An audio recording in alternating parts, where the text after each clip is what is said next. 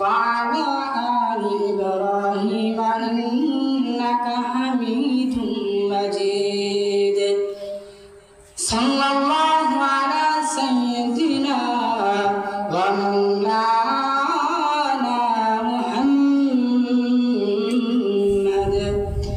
وعلى آله وأصحابه وسلم صلى الله على سيدنا ومولانا محمد وعلى آله وأصحابه وسلم لا إله إلا الله لا إله إلا الله لا إله إلا الله لا إله إلا الله محمد رسول الله صلى الله عليه وسلم প্রিয় উপস্থিতি আমার সামনে উপস্থিত অত্র এলাকার শ্রদ্ধাভাজন মুরব্বিয়ান কারাম আমার যুবক ভাইরা মাদ্রাসার তালবে আইন পর্দার আড়ালে মা ও বোনেরা সর্বপ্রথম শুকরিয়া আদায় করছি যিনি আমাদেরকে দ্বীনি মাহফিলে আমাদেরকে আসার এবং বসার কিছু কথা শোনার এবং বলার তৌফিক দিয়েছেন সেজন্য আমরা অন্তর থেকে পড়ি আলহামদুলিল্লাহ।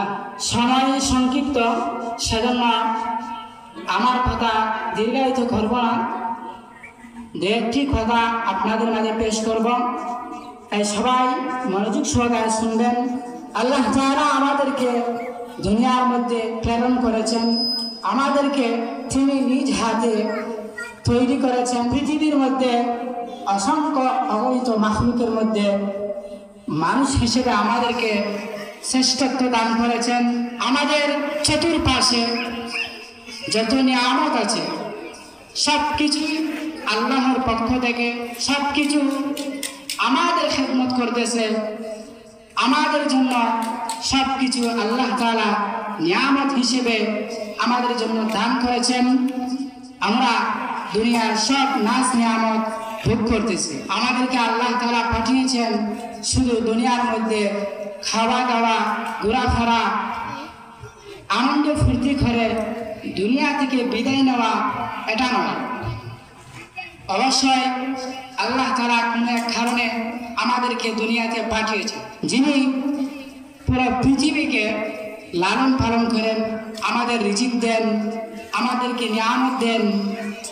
আমরা তার গোলামি না করে আমরা দৈনন্দিন দুনিয়ার মধ্যে দুনিয়ার কাজে যতটুকু সময় ব্যয় করি, দুনিয়ার পিছনে যতটুকু সময় ব্যয় করি, আল্লাহর কাজ করতে, আল্লাহর বিধান পালন করতে ততটুকু সময় আমরা ব্যয় করি না। আপনাদের মাঝে আমি একটা আয়াত পেশ করেছি, আল্লাহ তাআলা সেই আয়াতে বলেছেন, ইয়া আইয়ুহাল্লাযীনা আমানু তাকুল্লাহ,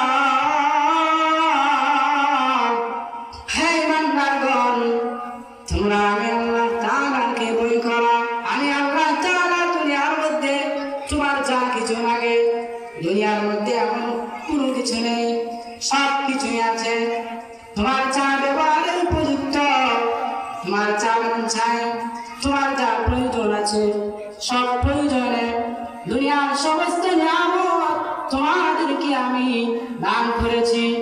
আর তোমরা দুনিয়ার মধ্যে দুনিয়ার সব নিয়ামত পেয়ে, দুনিয়াকে পেয়ে, দুনিয়ার আরাম পেয়ে আমি আল্লাহকে ভুলে গেছো। আমি যে কোরআন নাযিল করেছি, যে বিধান তোমাদের মধ্যে আমি দিয়েছি, সেগুলো তোমরা অমান্য করেছো। আমরা দুনিয়ার মধ্যে অনেকেই 5 ওয়াক্ত যে নামাজ, আমরা নামাজ পড়তে সময় আমরা অনেকেই আগাম শুনে কিন্তু নামাজ আসে না। আমরা হারামকে বেছে নেই,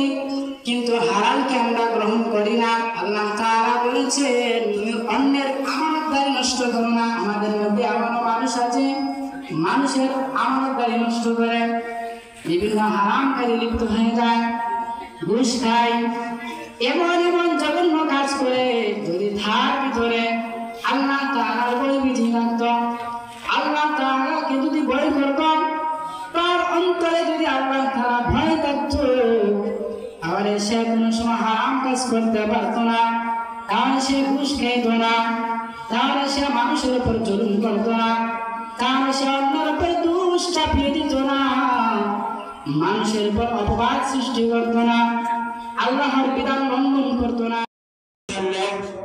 এতক্ষণ যাবত আমরা